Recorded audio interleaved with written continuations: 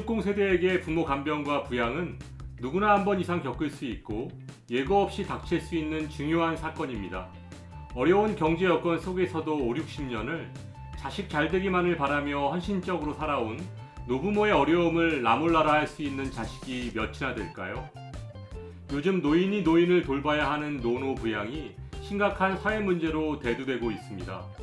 부모를 돌봐야 하는 자녀도, 자녀에게 돌봄을 받는 부모도, 모두에게 부담으로 다가오는 부모 부양 문제. 누가 어디까지 책임져야 하고 부모 부양의 해법은 없는지 오늘 알베르토와 함께 고민해 보시죠. 잠시 후 출발합니다. 여러분의 관심이 좋은 컨텐츠를 만들 수 있는 큰 힘이 됩니다. 구독과 좋아요 부탁드립니다. 안녕하세요. 행복한 인생의 막 알베르토입니다. 2025년 초고령 사회에 접어들게 되는 현실에서 부모의 부모가 된다는 것, 노인이 노인을 부양해야 하는 노노 부양 문제는 우리 사회에 매우 심각한 문제입니다. 유럽의 복지 선진국들은 100년이 넘는 시간 동안 공적 연금 제도를 이용한 노인 부양이 안정적으로 정착되었지만 한국은 전통 유교 사상에서 비롯된 효 문화로 인해서 자식들에게 올인하고 노후의 자식들에게 부양받으며 살아왔습니다.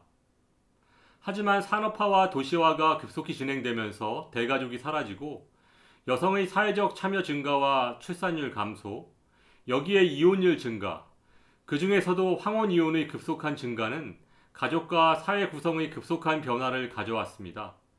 2017년 미래에셋 은퇴연구소에서 5060 세대 2000가구를 대상으로 조사한 현재 노부모와 함께 사는 동거 비율을 보시면 부모님과 따로 거주한다 87.9%, 부모님과 함께 거주한다 12.1%로 나왔습니다. 물론 고령화로 인해 70대 이상 부모들이 독자적인 생활이 가능해져서 자녀와 함께 살 필요성을 느끼지 않을 수도 있지만 부모와 자식과의 관계가 많이 변한 것만은 사실입니다. 다음은 현재 부모님을 모시고 살고 있지 않은 5060 세대 중 향후 부모님이 사별하시거나 간병이 필요한 상황이 되었을 때 부모님 거주 문제를 어떻게 할 것인지 질문해 보았습니다.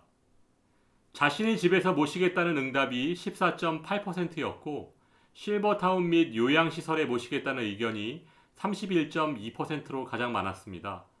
다음은 자신의 집과 가까운 곳에 따로 모시겠다는 의견이 22.9%, 다른 형제의 집에 모시겠다 15.7%, 아직은 모르겠다 15.5%였습니다.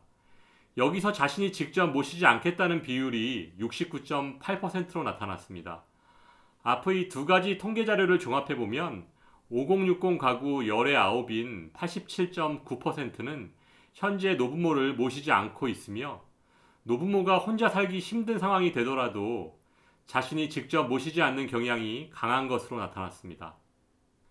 그 이유를 살펴보면 노부모가 따로 살고 싶어한다 26%, 살던 지역을 떠나길 원치 않으시기 때문에 18.2%, 부모님을 모실 여력이 되지 않아서 19.5%, 부모님을 모시는 것이 불편하고 부담스럽다 16%, 기타 20.3%로 나타났습니다. 이와 같은 통계를 정리해보면 노부모들은 자녀와 함께 살기 불편해하고 5060 세대 입장에서는 경제적 이유나 불편함 때문에 노부모 모시기를 꺼리고 있는 것으로 나타났습니다. 다음은 노부모에 대한 경제적 지원을 살펴보면 경제적 지원을 하지 않는다 27%, 정기적으로 생활비를 지원한다 20.7%, 월 평균 금액은 44만 원이었습니다. 정기적인 용돈을 드린다 23.9%, 월 평균 30만 원이었습니다. 또한 비정기적인 용돈 28.4%였습니다. 따라서 정기적인 경제적 지원은 44.6%에 월 평균 36만 원으로 나타났습니다. 다음은 5060 세대의 노부모 부양에 대한 동의를 살펴보면 여력이 된다면 노부모를 모시고 살아야 한다 66.3%, 노부모가 경제적으로 필요할 때 도와주는 것이 도리이다 92.7%였습니다. 이 같은 통계 수치를 정리해보면 향후 5060 세대의 노부모 부양은 따로 사는 원격 부양, 여기에 경제적 지원을 중심으로 지속될 것으로 보여집니다. 다음은 간병의 측면에서 살펴보면 5060 세대 중 부모님을 6개월 이상 간병한 경험이 있는 경우가 72.7%에 달했습니다. 또한 평균 간병 기간은 22개월로 나타났습니다. 5060 세대에 있어 노부모 간병은 누구나 한 번 이상 겪을 수밖에 없는 일인 것입니다.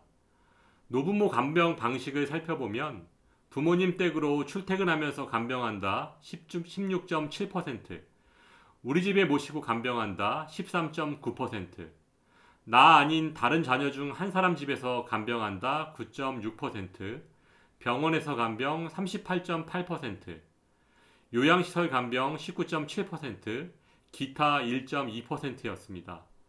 재택 간병이 23.5%이고 시설 간병이 58.5%로 시설 간병이 2배 이상 많은 비중을 차지하고 있습니다. 맞벌이, 출산율, 이혼율 등 가정과 사회적 환경의 변화도 있겠지만 노인이 된 자식이 고령화로 인해 수명이 길어진 노부모를 모시는 육체적, 정신적 어려움의 결과라고 볼 수 있습니다. 다음은 간병을 비용적인 측면에서 비교해보면 재택간병 평균 1,775만원, 시설간병 평균 2,176만원으로 재택간병 비용이 시설간병 비용의 80% 수준인 것으로 나타났습니다. 재택간병의 경우 가족 중 한 명이 주된 간병 담당자가 되기 때문에 간병인이나 전문 인력이 필요한 시설 간병에 비해서 표면적으로 소요되는 총 비용은 적게 나타났습니다. 다음은 노부모 시설 간병 시 비용 분담 방식을 살펴보면 형제 자매가 분담한다 61%, 형제 자매 중 한 명이 부담한다 18.5%, 부모님 스스로 부담한다 19.6%인 것으로 나타났습니다. 그러면 형제 자매들이 분담해서 내는 경우 예를 들어 요양시설 한 달 비용이 150만 원일 때 자식이 셋이면 50만 원씩 나눠서 내면 되는데요. 한 명이 모아서 한꺼번에 낼까요? 아니면 각각 요양원 계좌로 보낼까요? 요양원 관계자에 따르면 각각 보내는 경우가 더 많다고 합니다. 그러다가 누군가 한 사람이 요양원 비용을 내지 않고 연락이 되지 않으면 요양원에서 다른 형제에게 전화를 걸게 됩니다. 그러면 전화를 받은 사람은 안 낸 사람에게 받아야지 왜 나한테 그러냐고 화를 내는 경우도 있다고 합니다. 참 슬픈 얘기입니다. 다음은 시설 간병 시 겪는 어려움에 대해서 살펴보면 시설 간병의 어려움은 크게 경제적 부담과 정신적 부담으로 나눌 수 있습니다.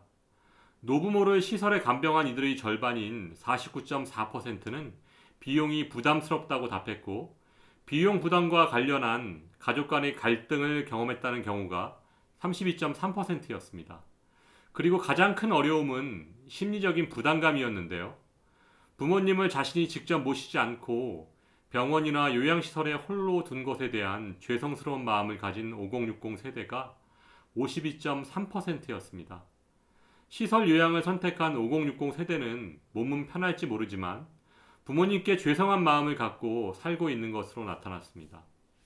5060 세대 부모 부양의 현실을 정리해보면 최근 5060 세대가 노부모를 부양하는 모습은 가까이 살면서 경제적으로 지원을 하는 원격 부양의 형태를 띠고 있습니다. 부모님 세대, 즉 대가족 체제에서 산업화와 도시화를 거치면서 급속히 핵가족이 자리 잡았습니다. 5060 세대가 어렸을 때는 60대가 자녀와 손주들의 부양을 받기에 충분한 나이였지만 초고령 사회의 초입에 서 있는 지금의 60대는 노부모를 부양하고 간병해야 하는 처지에 놓여 있습니다. 더구나 자녀들은 성인이 되었는데도 독립하지 못하고 부모의 경제적 지원이 필요한 상황입니다. 이러한 상황에서 5060 세대가 노부모 부양에 대한 의무를 다하되 현실과 타협할 수 있는 것이 가까이 살면서 경제적 지원을 하는 원격 부양인 것입니다. 불과 1990년대까지만 해도 부모님이 돌아가셨을 때 화장하면 큰 불효라고 생각했었는데 지금은 세상이 변해서 대부분 화장해서 납골당에 모시고 있는 것처럼 이제 부모 부양의 문제도 사회의 구조적 변화에 맞춰서 합리적으로 변화해야 할 때입니다. 앞으로 집집마다 자녀들은 한 명씩인데 이 자녀들이 결혼해서 양가 부모 4명을 100세까지 부양하는 것은 불가능한 일입니다. 따라서 유럽의 복지 선진국처럼 노부모 부양에 대한 복지 정책을 국가가 앞장서고 가족이 협조하는 방식으로 조속히 변화해야 할 것입니다. 여러분의 행복한 인생 이막을 알베르토가 응원합니다. 행복한 하루 되세요.